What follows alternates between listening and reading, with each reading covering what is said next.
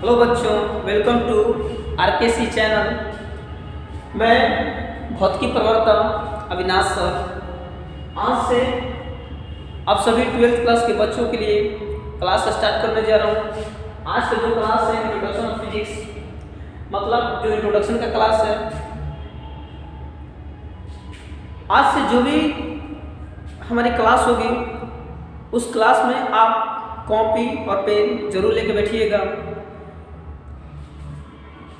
हम लोग इस 12th क्लास को एक जुनून के साथ, एक मकसद के साथ तैयारी करनी है और कड़ी मेहनत करी है ताकि अच्छा से अच्छा मार्क लाएं। इसके बाद क्या है, कहा जाता है कि आपके जीवन में हर मुश्किलें दूर हो जाएंगी। आपके जीवन में आने वाली हर मुश्किलें दूर हो जाएंगी जब आपकी ज़िंदगी में पढ़ाई की लत लग जाएगी। तो प्यारे बच्चों, हमारे की पढ़ाई को एक आदत बनानी है। जिस तरह से हमें खाने की आदत है, जिस तरह से हमें खेलने की आदत है, मस्तियाँ करने की आदत है, उसी तरह से हमारे जीवन में भी एक पढ़ाई का आदत बनाना जरूरी है। जीवन में खेल भी जरूरी है, जितना खेलना है खूब मस्तियाँ करने कीजिए, लेकिन अगर अपने जीवन में पढ़ाई के लिए एक अलग समय नहीं निकालिएगा तो फिर लाइफ का कुछ मतलब ही नहीं बनेगा। तो इसलिए आप एक जिम्मेदार बने और इस जिम्मेदारी से ही इस 12th क्लास का तैयारी करें। तो देखिए प्यारे बच्चों, इंट्रोडक्शन ऑफ फिजिक्स में आज हम इंट्रोडक्शन देंगे, साइंस के बारे में बताएंगे, फिजिक्स के बारे में बताएंगे। तो मैं जो भी बोलूँगा उसको अपने कॉपी में नोट कीजिएगा। इसके बाद में देखिए सबसे पहले हम साइंस के बारे में जान लेते हैं। ये पेन थोड़ा अच्छा नहीं चल रहा है।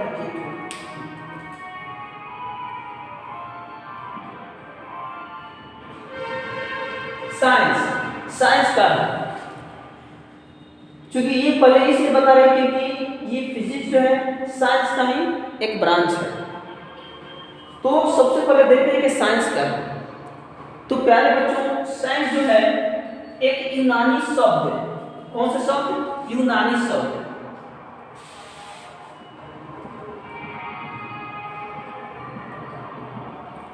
यूनानी शब्द सीओ से लिया गया है।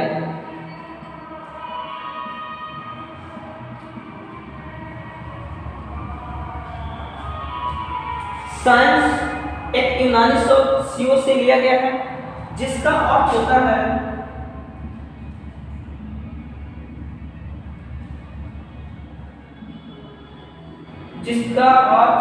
जानना।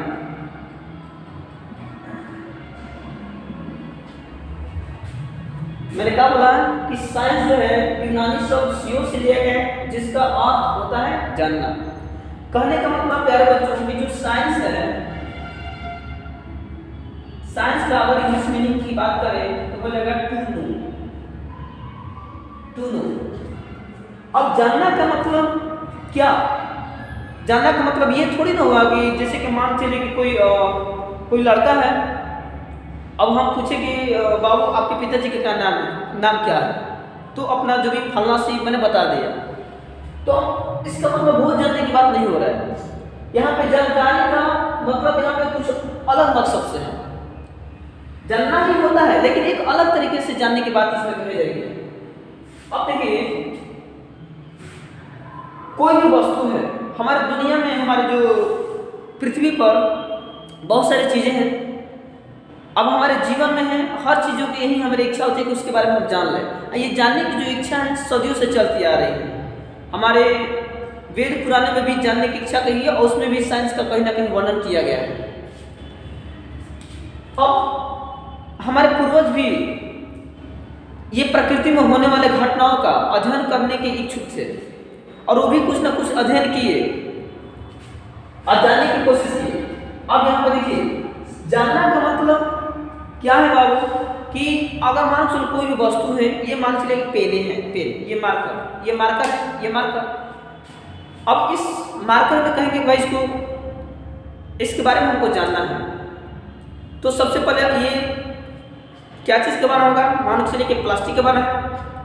तो ये प्लास्टिक का बना है तो कहीं ना कहीं इसमें केमिकल रिएक्शन की होगी, तब ना इसमें कहीं ना कहीं एक आकार के रूप में लाया गया है।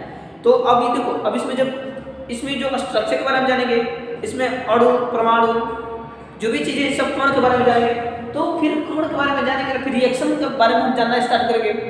तो कहीं ना कहीं एक तरह की एक सिस्टमेटिक जानकारी इसमें हासिल करनी पड़ती है। इसको एक प्रयोग के द्वारा समझेंगे, ठीक है। और इसमें प्रयोग करने के बाद उसके तर्क के आधार पर जो भी जानकारी हासिल होती है वही जानकारी हमारा साइंस है, वही जानकारी हमारा साइंस है, मतलब प्रयोग के आधार पर।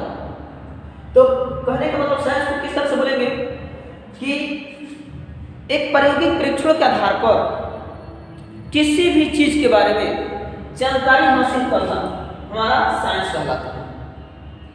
प्रायोगिक या परीक्षणों के आधार पर किसी भी चीज के बारे में या वस्तु के बारे में जानकारी हासिल करना ही हमारा क्या कहलाता है, साइंस कहलाता है, ठीक है। तो आप कहेंगे कि भाई साइंस तो कहीं ना कहीं हर चीज के बारे में तो जानबे करते हैं कि सब कुछ साइंस से है।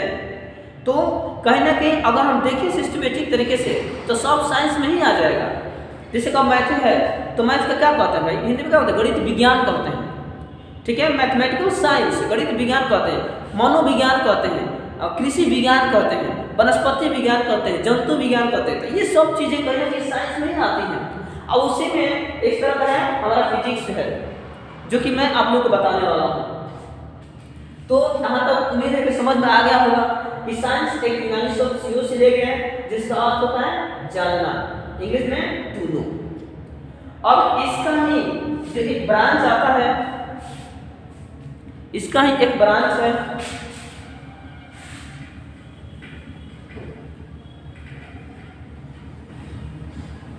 इसका एक ब्रांच फिजिक्स।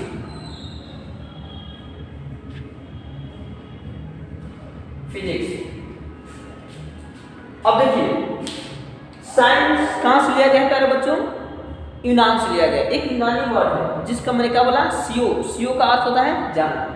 उसी प्रकार फिजिक्स भी एक तरह का यूनानी वर्ड ही है, ठीक है। सॉरी फिजिक्स नहीं, फिजिक्स भी एक यूनानी वर्ड से लिया गया है जिसका नाम है फ्यूसिस।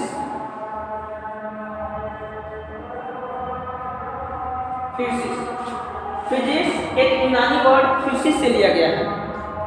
अब देखिए एक यूनानी वर्ड फ्यूसिस से लिया गया है, यहाँ पर थोड़ा ऐसे लिख रहे हैं,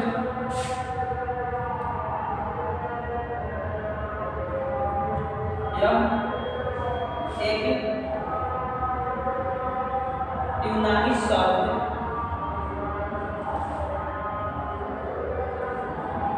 फ्यूसिस से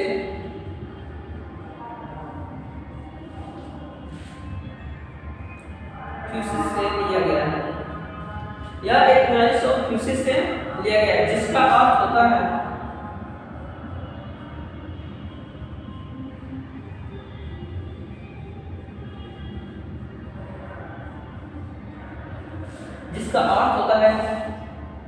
नेचर।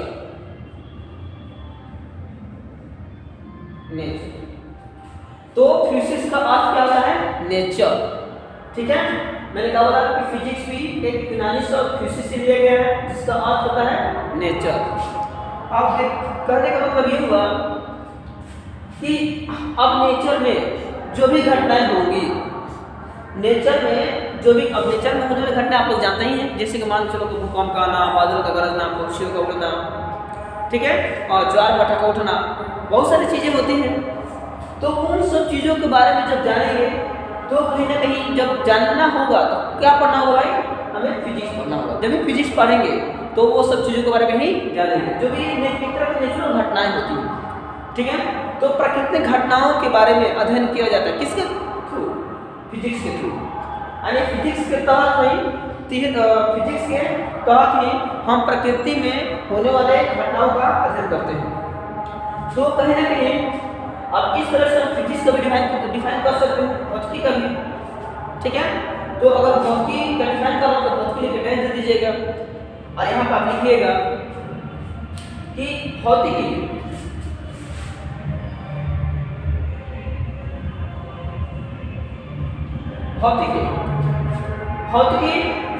विज्ञान की वह शाखा है विज्ञान की वह शाखा है जिसके द्वारा हम प्रकृति में होने वाले घटनाओं का अध्ययन करते हैं।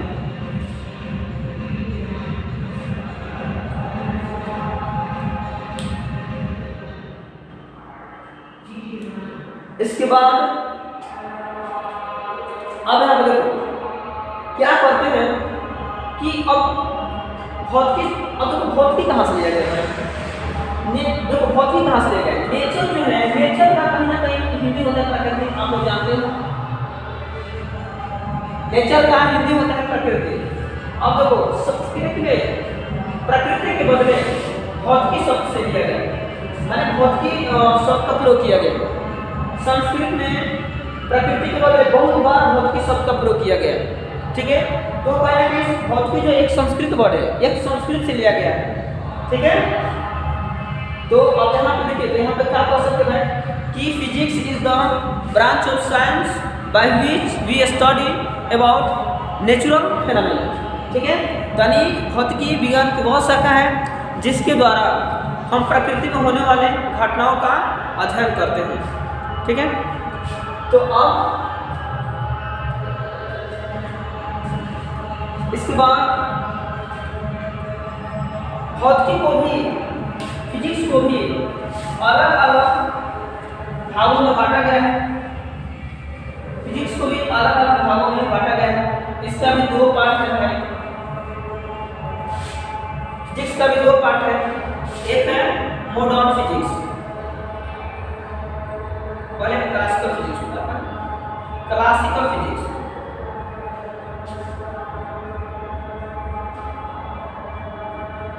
दूसरा होता है मॉडर्न फिजिक्स।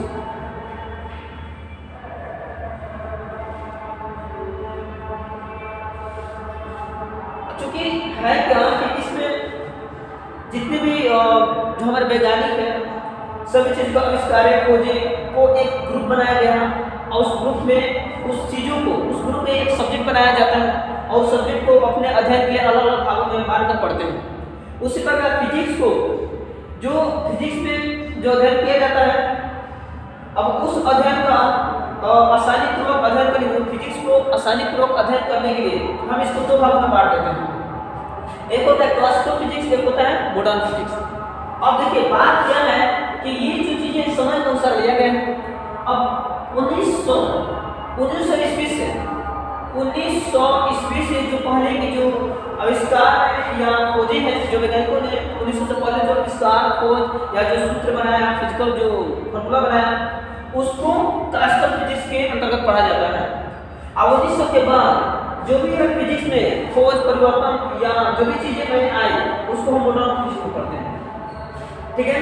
क्लासिकल फिजिक्स में आपको कोई ना कोई पढ़ना होगा, क्या इलेक्ट्रिसिटी पढ़ना होगा, पोटेंशियल पढ़ना होगा, ये हीट पढ़ना होगा, हीट, इसके बाद में वर्क एनर्जी, पावर, ठीक है।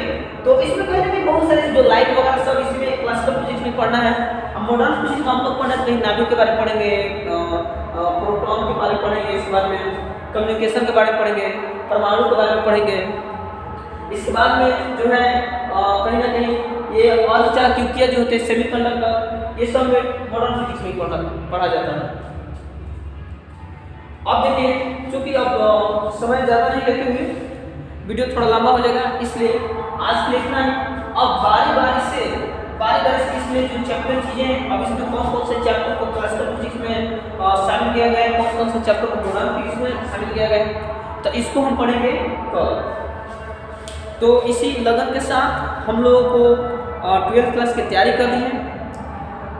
ये मैं अविनाश सर आप लोग के साथ हूँ, और आप लोग भी जितने भी मेरे बच्चे मेरे साथ पढ़ते हैं, आप सभी को मैं यह कहना चाहता हूँ कि एक लगन से, एक जोश से 12th क्लास की तैयारी कीजिए और अच्छा मार्क बनाइए, ताकि आपके जो पिताजी आप पे गर्व फील कर सके। Thank you so much.